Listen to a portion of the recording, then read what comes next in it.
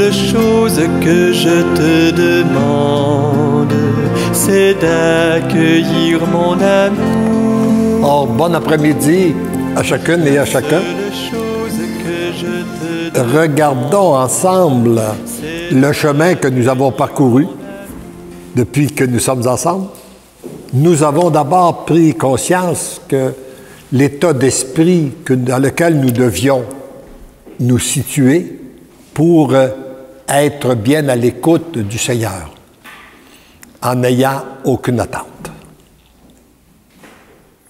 en étant prêt de tout accueillir sans avoir d'attente ni d'exigence. Et en se situant à différents niveaux, mais le plus petit possible, même un fœtus dans le sein de la Vierge Marie, pour tout recevoir sans avoir à rien demander. Et nous avons vu que nous étions des choisis de Jésus. Il nous choisissait à cause des temps privilégiés que nous vivons, qui préparent le grand retour de Jésus dans sa gloire. Et pour cela, pour que nous savons qu'avec le grand retour de Jésus, c'est l'amour de Dieu qui va circuler sur la terre comme au ciel. Et pour la préparation, il se choisit déjà, comme c'est notre cas, nous tous qui sommes ici, pour que nous puissions vivre avant les autres cette relation d'intimité avec le Seigneur. Nous avons vu qu'il nous choisissait non pas à cause de nos mérites, de nos vertus, mais uniquement, c'était uniquement par amour que son choix s'arrêtait sur nous.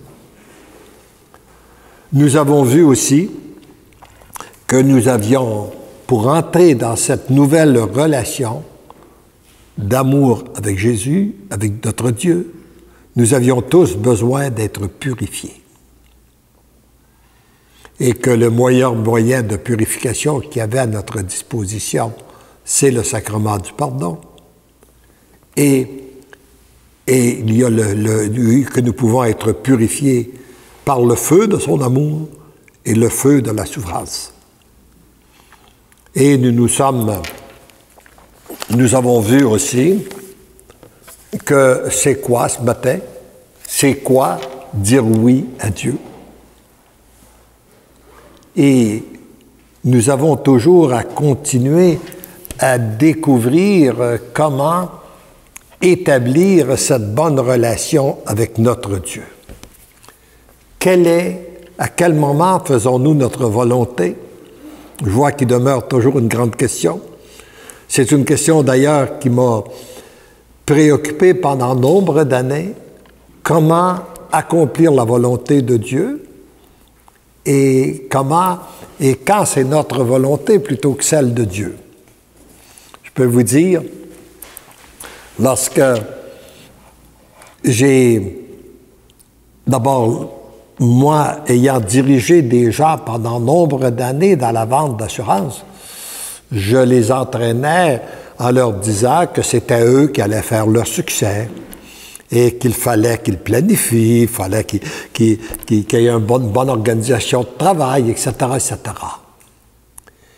Et puis, un jour, quand on a fait connaissance avec le renouveau charismatique, j'ai pris conscience que le Seigneur pouvait faire des choses extraordinaires. Et là, je me suis dit, et tout à coup, je rencontre quelqu'un, je lui demande « Qu'est-ce que tu fais? » Bien, il dit « Je travaille pas, je suis charismatique. » Ah oui? Ben non, il dit « Je suis charismatique, le Seigneur va me faire vivre. » Voyez-vous, toute la différence, là, d'un monde à l'autre. Alors, là, je me suis interrogé, mais est-ce que c'est réellement ça? Est-ce que c'est moi qui ai raison dans ma façon de diriger le monde ou est-ce que c'est lui? Et j'ai cherché. Là, on m'a donné la réponse qui a été citée par plusieurs saints dans notre Église. Prends bien conscience que tout dépend de Dieu. Puis après, agis comme si tout dépendait de toi. Et lorsque tu as un succès, rends gloire à Dieu et à Dieu seul. Ça m'a aidé à faire un bout de chemin. Mais après, je suis revenu, comme je suis un petit gars de la campagne, je suis revenu, quand j'ai de la misère à découvrir, je regarde qu'est-ce que Jésus nous enseigne dans la nature. Et là, je me suis imaginé 2 cultivateurs, dans lequel il y en a un qui dit « Le succès de ma récolte que je vais avoir à l'automne, ça dépend de moi. C'est moi qui dois semer, c'est moi qui dois arroser. Et puis là, il sème quand c'est le temps, il arrose quand c'est le temps, puis il passe tout son été avec beaucoup, beaucoup de stress parce que il pleut pas assez, il pleut trop, il y a du vent, il y a la grêle, puis il passe son été tout stressé, à un point tel que quand il arrive pour faire sa récolte à l'automne, il est malade, il n'est pas capable de la faire. Bon. Alors, et là, je me suis retrouvé dans l'autre extrême, un autre cultivateur qui dit, ben non, moi je fais confiance à Dieu, et puis si Dieu veut que j'aie de la récolte, j'en aurai. Alors il sème pas, il arrose pas, puis il arrive à l'automne, puis il n'y a pas de récolte. Bon, ben il dit, Seigneur, il voulait pas que j'en ai. Hein? Alors voyez-vous, les 2 extrêmes. Par contre, quelle doit être la vraie position d'un cultivateur qui a la foi? Il sème quand c'est le temps, il arrose quand c'est le temps, puis il abandonne le résultat entre les mains de Dieu. Parce que lui, il a le pouvoir de semer, mais il n'a pas le pouvoir de faire pousser. Il n'a pas le pouvoir sur les vents, puis les pluies, puis tout ça, il abandonne ça complètement entre les mains du Seigneur. Et ça, pour moi, ça m'a beaucoup aidé de dire, je fais ce que j'ai à faire, j'accomplis ce que j'ai à accomplir, et j'abandonne le résultat entre les mains de Dieu, et peu importe le résultat de la récolte qu'il me donnera, je lui dis, c'est oui, je fais confiance au Seigneur. De la même chose que si je suis malade, je vais aller voir un médecin. Moi, je pense qu'on a la responsabilité d'aller voir un médecin. Parce que le Seigneur a distribué ses talents, ses connaissances dans une multitude de personnes. Puis il veut qu'on ait besoin les uns des autres. Alors, je vais voir un médecin. Mais, avant d'aller voir le médecin, je vais demander au Seigneur de me diriger vers le médecin, le bon médecin qu'il veut. Puis quand je vais rencontrer le médecin, je vais demander au Seigneur de l'inspirer, afin qu'il soit capable d'établir un bon diagnostic, qu'il soit capable de donner une bonne prescription, puis après, je vais mettre confiance que c'est Dieu qui va me guérir et non pas le médecin. Voyez-vous, là, pour moi, c'est ça, mettre notre confiance en Dieu. Alors, on ne doit pas être dénaturé. Dieu passe par la nature, les choses, mais c'est toujours notre esprit de mettre notre confiance. Et quand je retrouve la santé, bien, je rends grâce à Dieu pour la santé qu'il me donne. Moi, je pense que c'est ça, l'esprit qu'on doit avoir. Je peux vous donner, sur ce plan-là, la réflexion que j'avais faite, que vous trouverez au numéro 34 du premier volume. Je venais de passer la période des fêtes où j'avais vécu beaucoup de belles choses en intimité avec lui et puis avec la famille. Puis là, j'ai dit, je reprends le travail le 6 janvier. Puis, Seigneur, pourrais-tu m'enseigner, là, qu'est-ce qui vient de toi, puis qu'est-ce qui vient pas de toi, puis qu'est-ce que je devrais faire et tout ça. Puis là, il m'a donné un petit enseignement que je veux vous partager qui peut vous aider. Je t'ai dit et je te redis, tu n'as à t'inquiéter de rien. Et vous, un autre tantôt, il a dit, je n'ai pas d'objection que tu t'occupes, mais je ne veux pas que tu te préoccupes. Voyez-vous la différence? Quand on s'occupe, c'est simplement au niveau de notre activité, mais quand on se préoccupe, c'est au niveau de tout notre être, et on ne peut pas avoir la même présence, la même relation avec notre Dieu lorsqu'on est préoccupé. Alors, tu n'as pas à t'inquiéter de rien. Je suis toujours avec toi et je m'occupe des moindres détails. C'est aussi vrai sur le plan du travail que sur les autres plans. Avant de prendre une décision, Adresse-toi à moi. Demande-moi de t'inspirer et je le ferai. Voyez-vous, notre première chose à faire, premier geste, s'adresse à lui. Bon. Après avoir agi, selon ce que tu reçois dans ton cœur, tu as à me faire confiance, comme tu le fais présentement en écrivant. Le chemin que j'ai choisi pour toi, tu le connais maintenant, c'est celui de ton cœur. Tu n'as qu'à agir avec confiance en me répétant tes demandes chaque fois qu'il se présente sur ta route une nouvelle voie. Je t'inspirerai laquelle prendre. Une fois que tu y es engagé, les obstacles et les courbes qui se présentent ne signifient pas que tu ne sois pas sur la bonne voie. Continue à croire que je te guide et t'accompagne.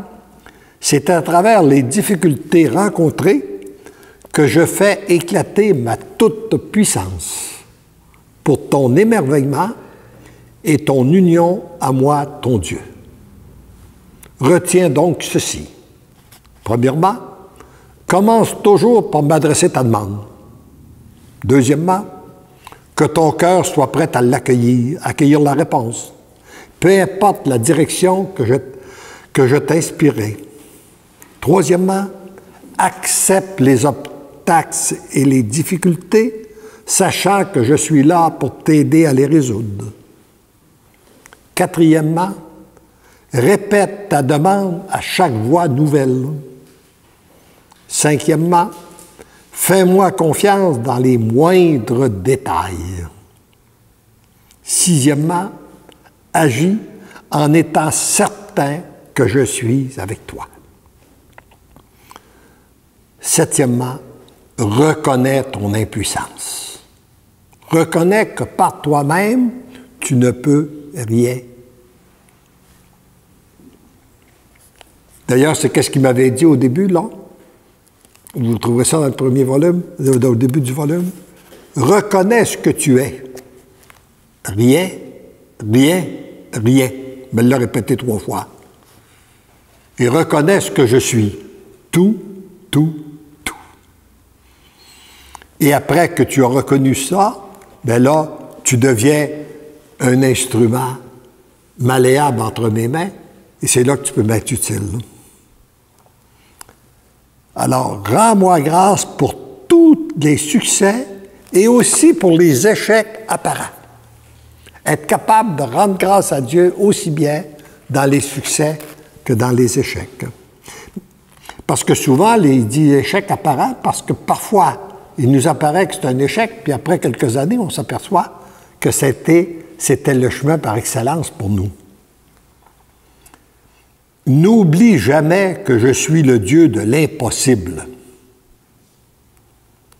Agis avec amour, compréhension, justice et bonté auprès des gens impliqués dans un dossier, dans le dossier, par exemple, avec toi. Sois toujours prudent, afin de bien vérifier s'il ne s'agit pas d'un piège de l'ennemi lorsqu'on te fait une proposition. Demande mes lumières et elles te seront accordées. 13e, n'oublie pas qu'en étant branché sur moi, tu es du côté du gagnant. Peu importe les apparences. C'est important qu'on se rappelle de ça. Quand on est branché sur Dieu, nous sommes du côté du gagnant. Peu importe les apparences. 14e, demeure dans la grande humilité. Ne sois jamais arrogant. 15e, relis ce que je viens de t'enseigner et demeure à mon écoute. Le reste sera enseigné en temps voulu. Sois sans crainte, n'aie pas peur, fais-moi confiance. Je suis là bien en toi, dans tes profondeurs. Peu importe où tu es ou quoi que tu fasses, sois certain de mon alliance. Je n'abandonne jamais mes amis. Alors, j'ai relu et on a besoin de relire et de relire ces choses-là pour s'en pénétrer, pour les approfondir afin que ça devienne réellement, ça fait partie de nous. Et dans cette relation, parce que dans cette relation qu'on a avec Dieu, ça change notre regard. Ça doit changer notre regard sur nous, sur les autres et sur les événements. Parce que, et moi, je pense qu'au niveau du regard, Dieu nous a équipés de deux regards. Il y a le regard humain, puis il y a le regard de la foi, avec les yeux de la foi. Quand on trouve qu'une situation n'a pas de bon sens sur le plan humain, sortons nos yeux de la foi.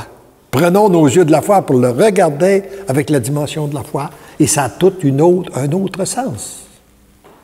Comme on parlait hier, par exemple, de la mort. Humainement parlant, la mort, c'est pas acceptable.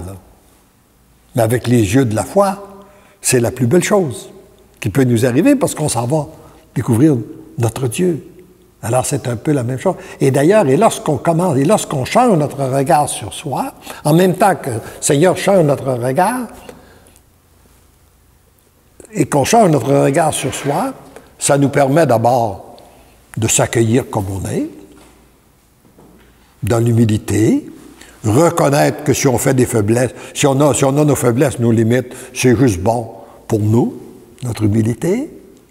Même quand il arrive un événement malheureux, au lieu de s'en attrister, on dit « Seigneur, je te remercie, parce que sans aucun doute que j'avais besoin de ça pour mon humilité. » Je pense au père Émilien Tardy, qui après avoir fait pratiquement le tour du monde, puis d'avoir attiré des milliers et des milliers de personnes, en témoignant des merveilles de Dieu.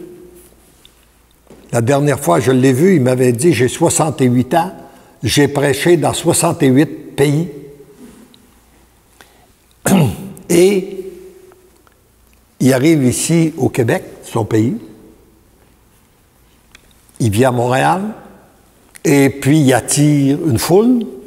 Il y a des guérisons, les journaux s'emparent de ça, et le lendemain, ce qu'on voit, les autorités de l'Église disent « je sais pas trop où ça devient, c'est pas le genre d'Église qu'on veut », et puis, etc., etc. Bon. Puis lui, il a dit « j'avais sûrement besoin de ça pour mon humilité. » Le Seigneur a permis que je vive ça dans mon pays parce que j'en avais besoin pour mon humilité. Alors, voyez-vous, les événements, quand on regarde les événements avec les yeux de la foi, ça a tout un autre regard. Et quand on commence à regarder les autres aussi avec les yeux de la foi, on ne les voit plus de la même façon.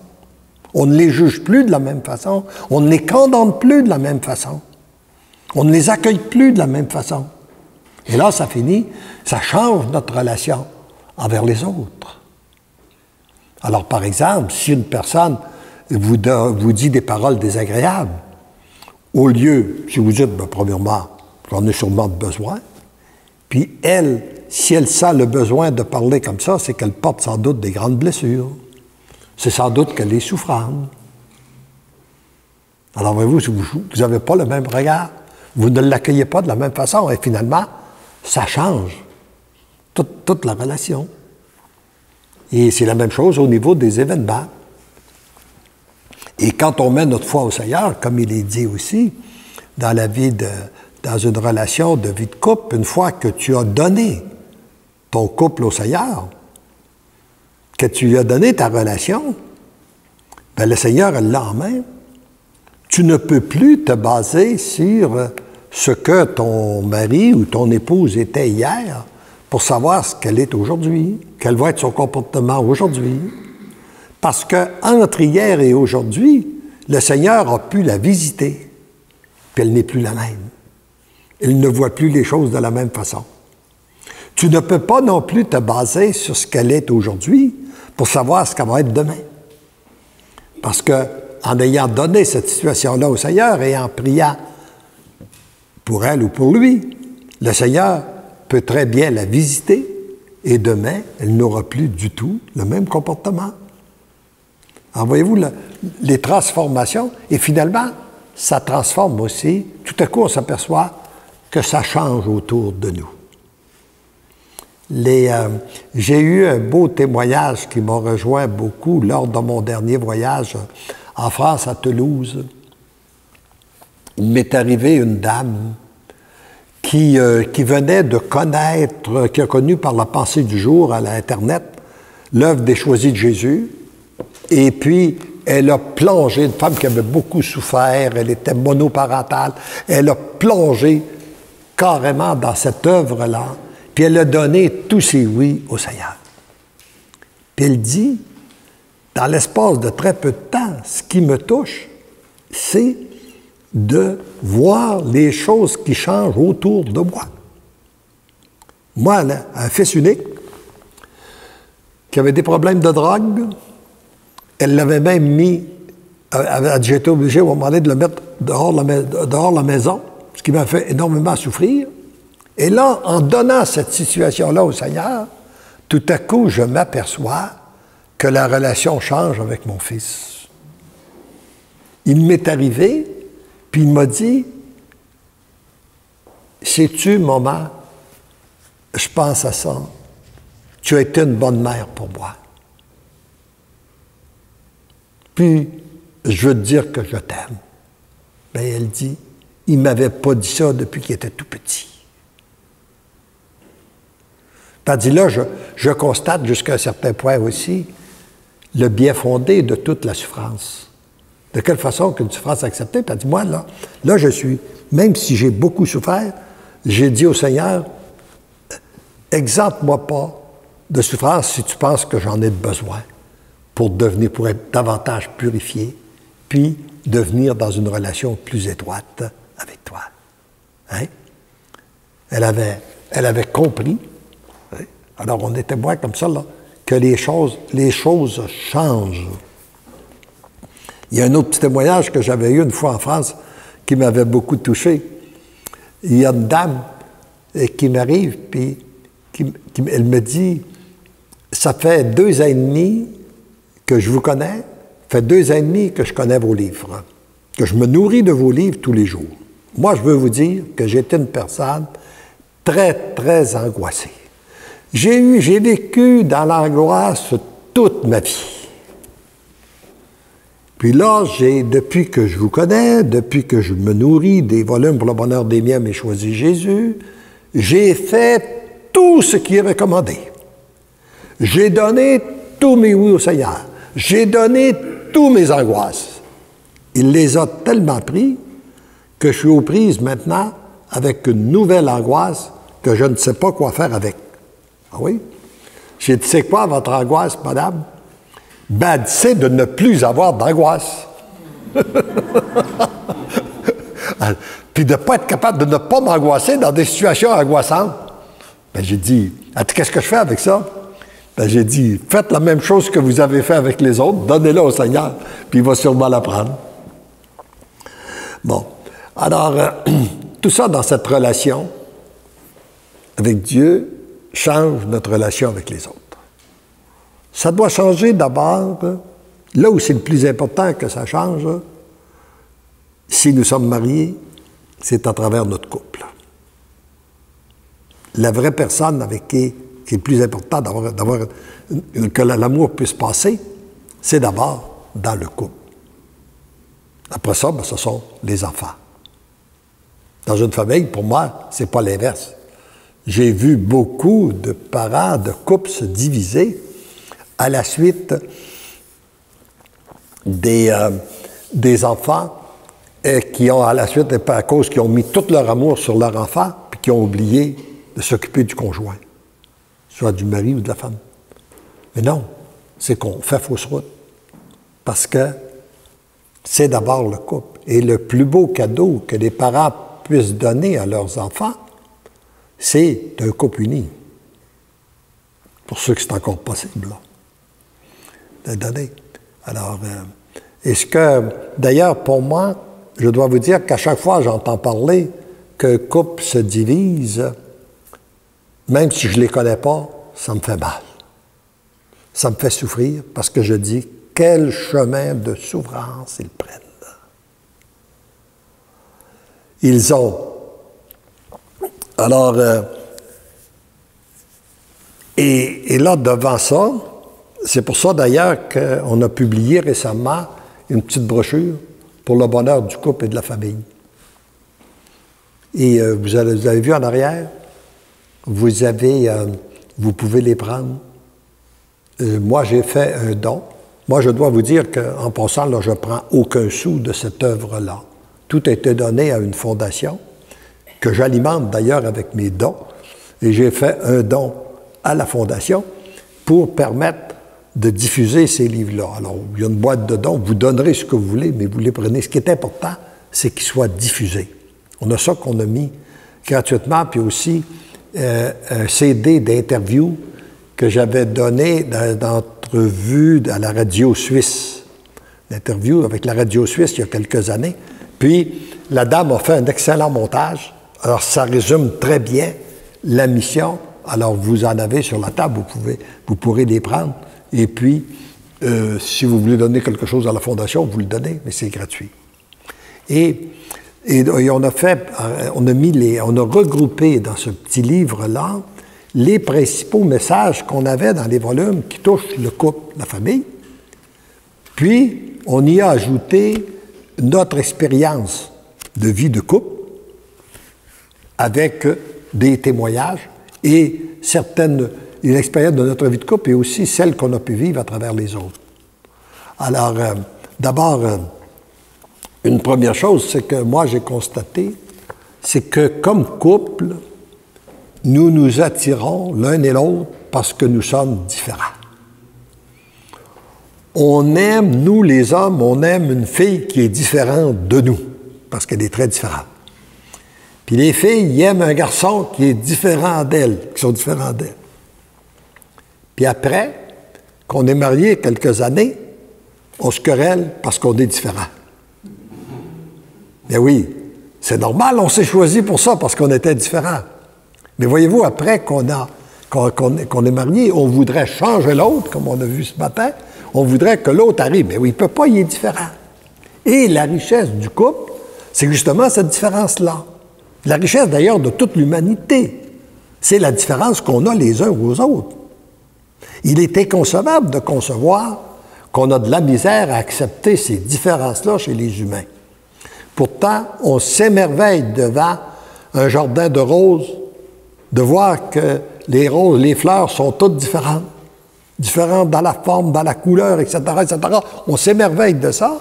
Puis quand on arrive chez les individus, on voudrait que les gens pensent comme nous, puis qu'ils agissent comme nous. Mais non, ils sont différents. Alors acceptons cette différence. Et d'autre part, les difficultés que nous avons à rencontrer, ici comme on l'a mis au dos, les difficultés dans une vie de couple sont des occasions de croissance extraordinaires. À la suite d'un conflit, nous croyons que notre relation ne sera plus jamais la même. C'est vrai, mais elle peut être bien meilleure.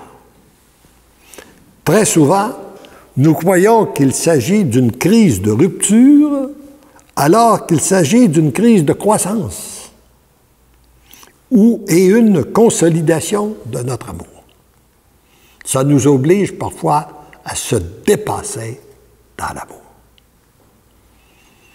Alors, et je peux vous dire que après 53 ans de vie de mariage avec Élisabeth, on a eu nos difficultés, nous autres aussi. Mais on s'aperçoit, avec le temps, que ces difficultés-là ont été justement des occasions de croissance. Ça nous a obligés de se dépasser.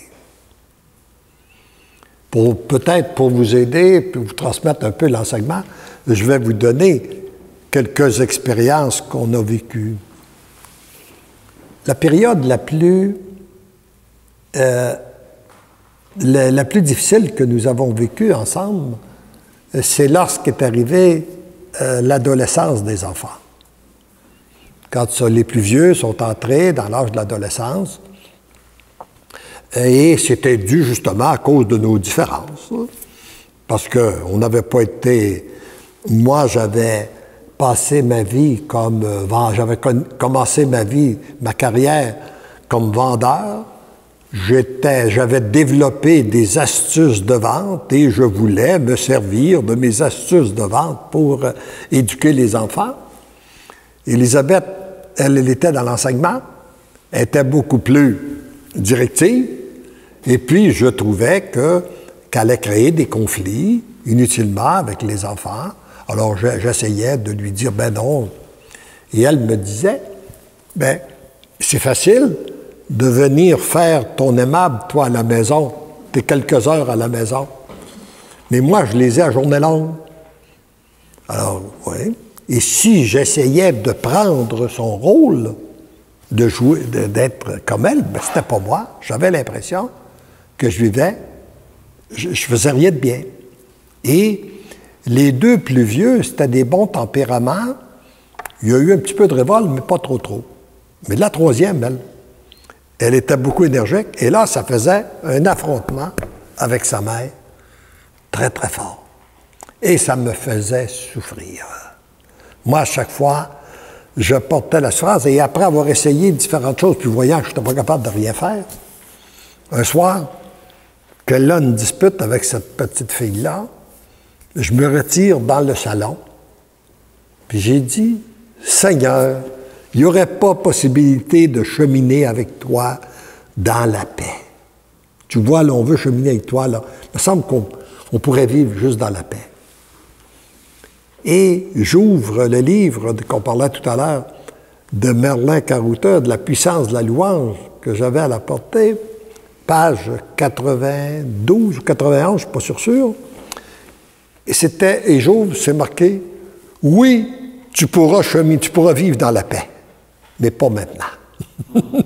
Parce que maintenant, tu as été conduit trop de façon, et parce qu'on a besoin d'une certaine purification, là, c'est ça que ça voulait dire en d'autres termes, et puis, ça doit se faire à travers certaines tribulations. Bon. Alors là, j'ai refermé le livre, puis j'ai dit, puis ça va vous confirmer aussi qu'est-ce que je vous dis de l'importance de dire oui à une situation, là. Bon, ben j'ai dit, Seigneur, si c'est ça, ta croix que tu me laisses, je te dis oui. Je la prends. C'est la première fois que je disais oui à cette situation-là. Puis, j'accueille toutes les souffrances que ça m'occasionne. Je les associe à tes souffrances à toi, afin qu'elles retombent en grâce et en bénédiction sur Élisabeth et les enfants. Et aussitôt que j'ai dit ça, il a monté en moi une interrogation que je n'avais jamais eue. Qui es-tu, toi, pour penser que ta façon d'élever les enfants est meilleure que celle d'Élisabeth? Et là, j'ai dit au Seigneur, mais Seigneur, tu n'as pas dû te tromper, toi, quand tu nous as choisis pour être les parents de ces enfants-là. Tu leur as sûrement donné la mère que tu voulais qu'ils aient. J'espère aussi être le père et que tu veux que je sois. Et ça a changé complètement mon regard sur Élisabeth. Et aussitôt que, peu de temps après, j'ai vu le Seigneur faire des transformations. J'aurais peut-être préféré que ce soit Élisabeth qui vous les raconte, mais elle aime mieux que ce soit moi, fait que j'obéis. Et alors, quand, après 53 ans de mariage, on a appris à obéir, hein? Ça pour taquiner un peu. Alors, alors là, peu de temps après, elle a eu une autre dispute avec la même petite fille.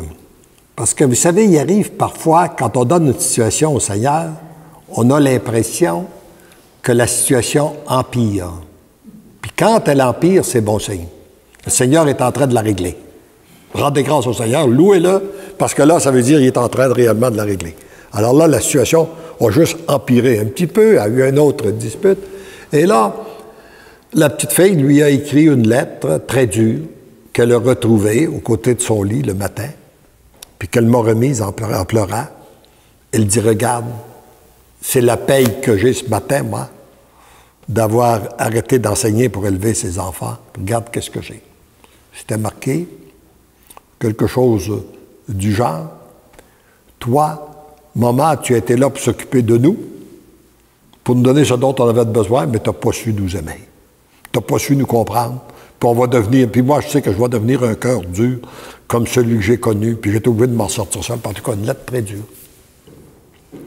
Alors, Élisabeth a accueilli la lettre, et puis elle l'a laissée dans la parole de Dieu toute la journée, elle a prié, et elle lui a répondu par une belle lettre d'amour, en lui disant qu'elle l'aimait, parce qu'on a échangé ensemble, on a constaté qu'elle avait tout de même confiance en sa mère, puisqu'elle lui écrivait.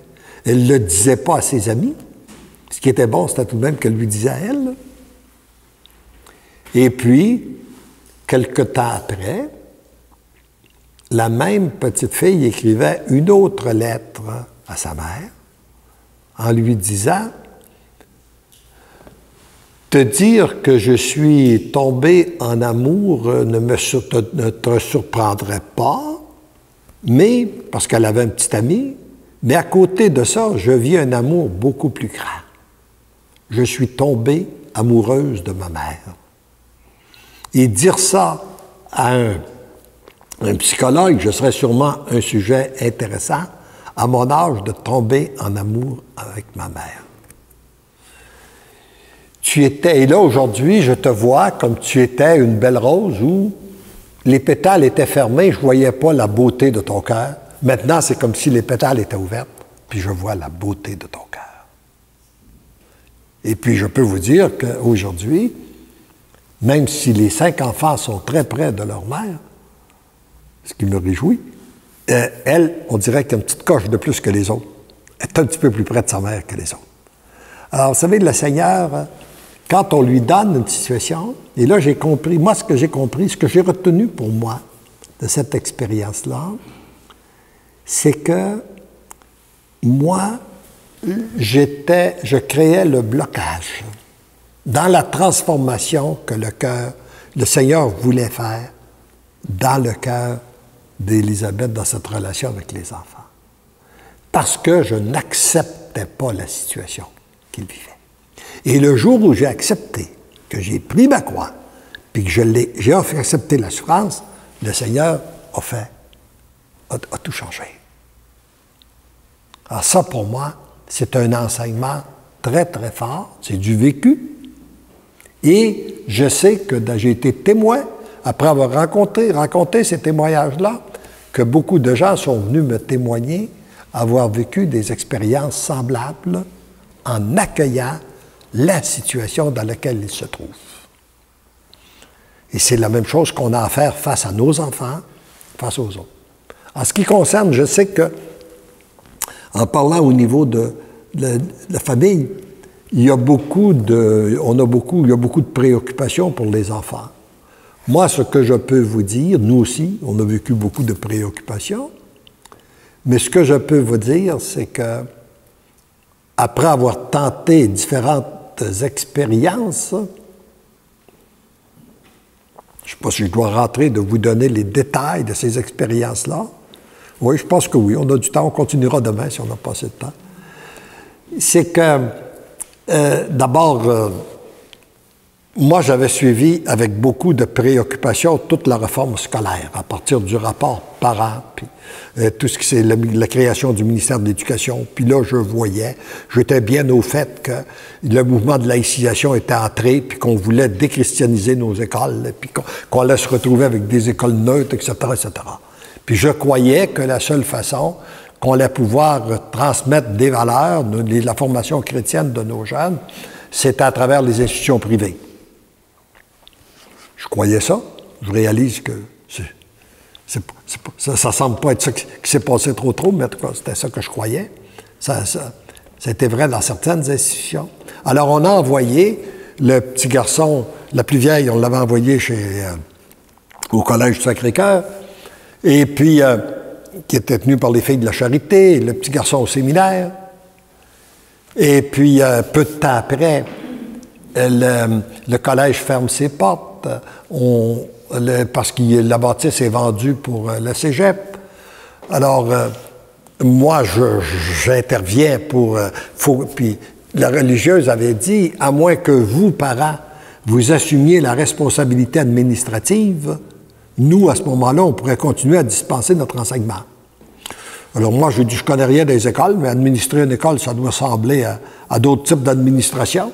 Alors finalement, je me suis mis en tête d'un groupe de parents, puis on a formé une coopérative, puis on a fait survivre le Collège du Sacré-Cœur, qui survit encore aujourd'hui, avec 5 ou 600 filles. Et puis, mais là, après, je constate que nos enfants sont encore ignorants au niveau de la foi. Là, je me pense bien placé pour parler aux professeurs. Je suis le président fondateur du collège. J'ai dit, écoutez, vous autres, là, vous avez une responsabilité de former, donner une formation chrétienne à nos filles. Nous, en tant que parents, on s'est battus, on a mis de notre temps, de notre argent pour former, pour garder le collège, pour que vous dispensiez une formation chrétienne. Le but du collège, c'était la formation chrétienne et humaine de nos filles, et vous ne la faites pas. Alors là, vous savez la réponse entre les professeurs et les parents, hein? Ils m'ont dit, oui, mais nous autres, là, la formation, si elle n'est pas commencée à la maison, on ne peut pas la faire à l'école. Il faut d'abord qu'elle soit faite à la maison. Bon, ben, c'est peut-être qu'on a manqué. J'ai dit, si on a manqué, ben d'abord, si c'est ça, on va la faire à la maison. Alors là, j'ai profité deux soirs que c'était très agréable après le repas du soir, autour de la table. Puis pour vous situer un peu, là, il y a 15 ans de différence entre la plus vieille. On en a 5, il y a 15 ans de différence entre la plus vieille puis le dernier. Enfin, si la plus vieille a 17 ans, voyez-vous, il y a 15 ans, 13 ans, 8 ans, puis 7 ans, puis 2 ans, le dernier dans sa chaise haute. Alors, là, je commence à parler de faire du Seigneur puis de faire de la formation chrétienne. Là, je vois les enfants qui sont là.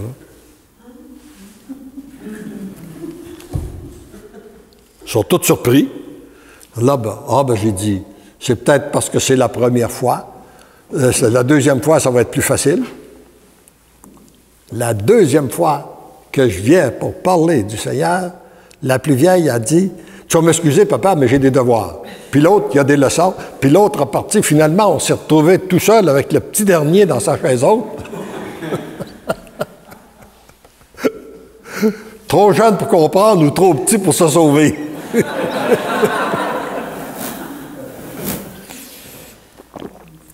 Alors, là, j'ai dit, qu'est-ce qu'on fait? À un moment donné, j'avais eu une rencontre justement avec le père Jean-Paul Régimbal. Et puis, je rencontre un père en arrière de la salle. Puis j'ai dit, mon père, qu'est-ce qu'on fait avec nos grands-enfants qui ne veulent rien savoir au niveau de la foi? Puis là, lui, il a vu, il m'a donné une réponse que je ne m'attendais pas du tout d'avoir. Parce que pour moi, il était clair que j'étais de la 9e génération des Lachance au Québec.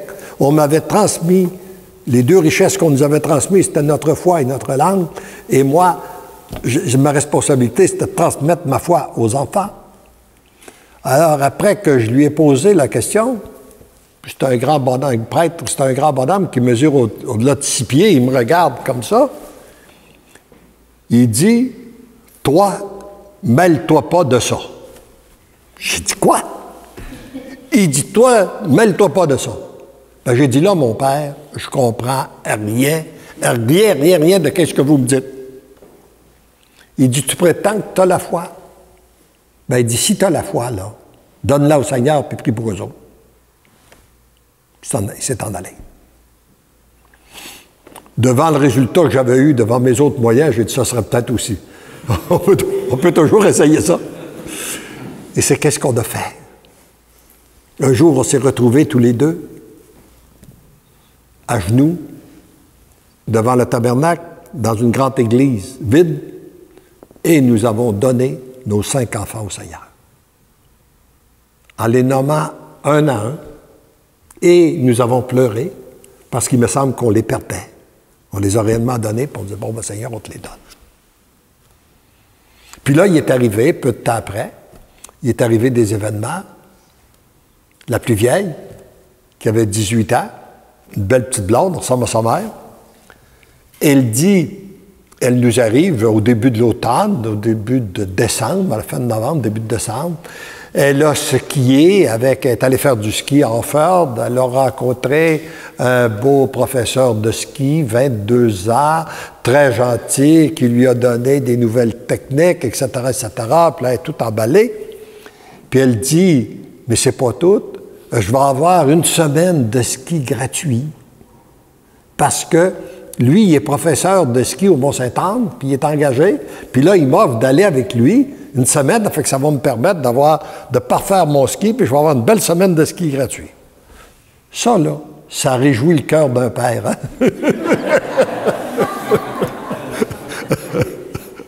Là, on vient de les donner au Seigneur, on fait quoi? On a dit, bon, on te les a donnés. Fait quoi? Fait que j'ai dit, Seigneur, là, on crie au Seigneur, viens à notre secours, inspire-nous. Finalement, on lui dit, tu as 18 ans, tu es majeur, ta décision, c'est toi qui vas la prendre. Nous jouons un peu des tripes, là, mais c'est ça. Bon, c'est toi qui vas la prendre. Mais avant que tu la prennes, on voudrait bien que tu saches que ce n'est pas gratuit. Le garçon qui t'offre une semaine de ski, il s'attend à une paye. Et c'est peut-être payé beaucoup trop cher pour une semaine de ski. Alors, c'est sûr que si tu demandes notre opinion, nous autres, on dit non, tu ne connais pas ce garçon-là, etc. Bon. Mais c'est toi qui vas prendre la décision. Là, quand on s'est retrouvés le soir, tous les deux dans notre chambre, on a dit, là, le Père, il nous a dit, donnez-les au Seigneur, on les a donnés. Il a dit, priez pour eux autres. Je pense qu'on est mieux de prier, là. Et on n'entend pas parler de rien. Et quelque temps après, elle nous arrive, j'ai bien réfléchi à ça et je n'y vais pas. Elle avait d'autres raisons. On partageait ça avec elle il n'y a pas longtemps. Et elle nous a dit, tel que je pensais à ce moment-là, je crois que si vous n'aviez pas voulu que j'aille, si vous aviez voulu garder la décision, je serais allé. Et ce qui a fait que je ne suis pas allé, c'est que vous m'avez remis la décision sur les épaules. Et ce que je peux... Là, il s'est passé différents événements, comme ça, on s'est aperçu que le Seigneur s'en occupait. On n'a jamais voulu les reprendre. On les a toujours laissés. Puis, mais je peux vous donner le résultat, bientôt 35 ans, 33, 34 ans plus tard. Les 5 enfants qui ne voulaient rien savoir au niveau de la foi sont tous mariés à l'Église catholique. Les 16 petits-enfants sont baptisés. Les plus vieux pratiquent de façon régulière. Les 2 plus vieux, surtout, sont très engagés. Les autres, peut-être un peu moins, mais il y en a qui pratiquent moins, mais on ne questionne pas. Mais il y a une chose extraordinaire, par exemple, que le Seigneur a fait. Un cadeau qu'il nous a donné. L'effet d'avoir donné ces enfants-là au Seigneur, c'est que là, ils sont mariés depuis... la plus vieille, ça fait faire 27 ans. Le dernier, ça doit faire 12 ans, je pense, là. À peu près, oui. Et puis, on n'a pas vécu une seule séparation. Ça ne veut pas dire qu'on n'en aura pas. Mais à date, on a été exemptés. Et même l'an dernier, dans la rencontre familiale qu'on a avec eux, il y en a 3 qui nous ont avoué avoir eu des difficultés de couple dans l'année. Mais ils sont demeurés, ils ont passé à travers leurs difficultés, puis ils sont ensemble. Alors, et ils sont tous conscients que c'est à cause de nos prières, principalement la prière de leur mère, que si le Seigneur les a gardés unis. Alors pour moi, c'est un chemin, donner les enfants au Seigneur, prier pour eux. C'est la meilleure chose qu'on peut faire. Ça ne veut pas dire, quand ils sont petits, qu'on n'a pas à les guider, on a à les accompagner, c'est bien sûr qu'on a à les guider, mais Et puis, moi, j'aime dire au Seigneur, Seigneur, ce sont tes enfants avant d'être les miens. Tu les aimes plus que je les aime, parce que toi, tu es capable d'un amour plus grand. Sauve-les, parce que moi, si tu les prends pas en charge pour les sauver, ils vont être perdus.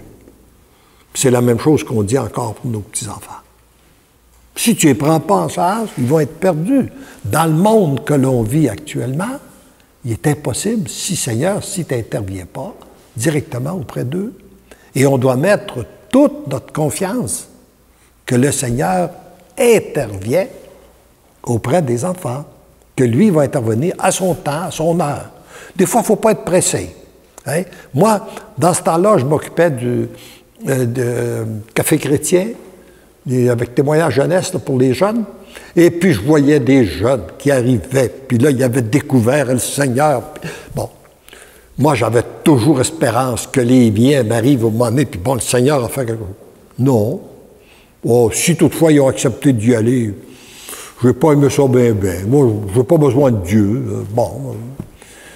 Et puis, la plus vieille, quand elle a eu 48 ans, elle nous a fait vivre ce qu'on espérait qu'elle nous fasse vivre quand elle avait 18 ans. Elle a pris 2 heures pour nous raconter des merveilles que Dieu avait faites dans sa vie. Elle venait de vivre une 2e semaine de christothérapie avec son mari, puis là, elle nous raconte toutes les merveilles que le Seigneur avait faites. Alors, j'ai appris, puis ce que je peux enseigner aux parents, il faut être prudent, il faut être patient avec les enfants. Le Seigneur a son heure, mais ce qu'on doit garder, c'est qu'on doit garder notre confiance. On doit mettre toute notre confiance, toute notre espérance en lui. Et, oui, je vais terminer avec l'expérience des 4 bougies. Je ne sais pas si vous la connaissez. 4 bougies brûlaient lentement. L'ambiance était tellement silencieuse qu'on pouvait entendre leur conversation. La première dit « Je suis la paix. Cependant, personne n'arrive à me maintenir allumé. Je crois que je vais m'éteindre. » Et la flamme diminua rapidement et elle s'éteignit complètement. La deuxième dit « Je suis la foi. Dorénavant, je ne suis plus indispensable. Cela n'a pas de sens que je reste allumé plus longtemps. » Quand elle eut fini de parler, la brise souffla sur elle et elle s'éteignit. Triste, la 3e bougie se manifesta à son tour. « Je suis l'amour. Je n'ai pas de force pour rester allumé. Les personnes me laissent de côté et ne comprennent pas mon importance. Elles oublient même d'aimer ceux qui sont proches d'eux. » Et sans plus attendre, elle s'éteignit. Soudain, un enfant entre et voit les 3 bougies éteintes. « Pourquoi êtes-vous éteinte? Vous devriez être allumée jusqu'à la fin. » En disant cela, l'enfant commença à pleurer. Alors la 4e bougie parla. « N'aie pas peur, tant que j'ai ma flamme, nous pouvons allumer les autres bougies. Je suis l'espérance. » Avec des yeux brillants, l'enfant prit la bougie de l'espérance et alluma les autres.